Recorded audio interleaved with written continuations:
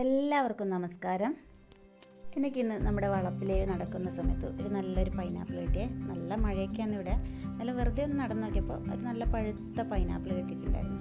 അപ്പോൾ ഞാൻ വിചാരിച്ചു അതിനോട് പച്ചടി ഉണ്ടാക്കാമെന്ന്. നമുക്കത് ആ വീഡിയോ കണ്ടാലോ.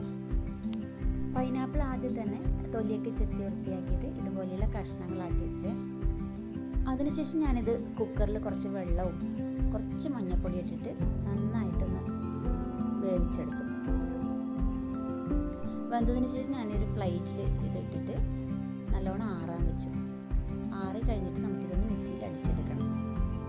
അതിനിടയിൽ ഞാൻ പച്ചടിക്ക് വേണ്ട തേങ്ങ അരച്ച് വെച്ചിട്ടുണ്ട്. തേങ്ങയും ഒരു പച്ചമുളക് മാത്രമേ ഇട്ടിട്ടുള്ളൂ. കുറച്ച് കടുകും ഇട്ടിട്ട് ഒന്ന് മിക്സിയിൽ അരച്ചെടുത്തു. പൈനാപ്പിൾ കഷ്ണങ്ങൾ ആറിയതിന് ശേഷം അതും ഒന്ന് മിക്സിയിൽ അടിച്ചെടുത്തിട്ടുണ്ട്. എന്നിട്ട് ഈ തേങ്ങ അരച്ചതും പൈനാപ്പിൾ അരച്ചതും കൂടി ഒന്ന് യോജിപ്പിച്ച് വെച്ചു. നമ്മൾ സദ്യക്കൊക്കെ പോയി കഴിഞ്ഞാൽ ഫ്രൂട്ട് സലാഡ് എന്ന് പറഞ്ഞിട്ട് നമുക്ക് വിളമ്പുന്ന ഒരു ഐറ്റില്ലേ, അതുപോലെ ആക്കാനാണ് ഞാൻ നോക്കിയിട്ടുള്ളത്. അതിനുവേണ്ടി ഞാനിവിടെ മുന്തിരി, ബദാം കൂട്ടലുണ്ടോയെന്ന് എനിക്ക് അറിഞ്ഞൂടാ. ഞാൻ പക്ഷേ ബദാം എൻ്റെ കയ്യിൽ സ്റ്റോക്കിലുണ്ട് എടുത്തിട്ടുണ്ട്. പിന്നെ അണ്ടിപ്പരിപ്പും ഒക്കെ മിക്സ് ചെയ്തിട്ടാണ് ഉണ്ടാക്കുന്നത്. ഫ്രൂട്ട്സും നട്ട്സൊക്കെ നന്നായിട്ട് കഴുകി വൃത്തിയാക്കി വെച്ചിട്ടാണുള്ളത്. ഇനി നമുക്ക് ഈ ബദാം വേണമെങ്കിൽ തൊലി കളയാം. ഞാൻ പറ്റുന്ന പോലെ തൊലി കളഞ്ഞിട്ടുണ്ട്.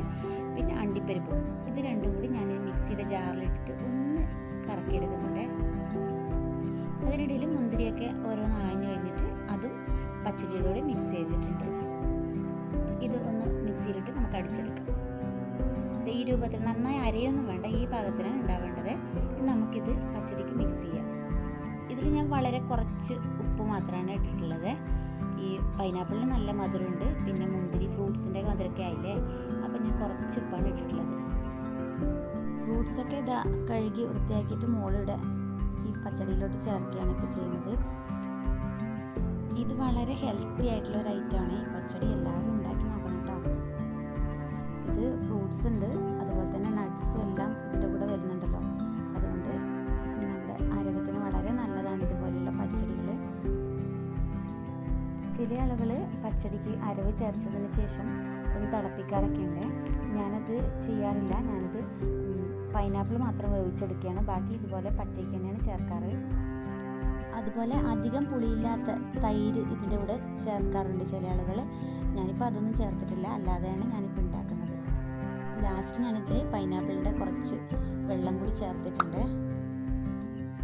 അതുപോലെ ചിലർ ലാസ്റ്റ് കടുക് താളിക്കാറുണ്ട്. ഞങ്ങളിവിടെ ഇങ്ങനെയാണ് എല്ലാവർക്കും ഇഷ്ടം.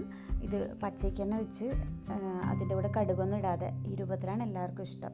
നല്ല ടേസ്റ്റാണ്. എല്ലാവരും ട്രൈ ചെയ്യണം. താങ്ക്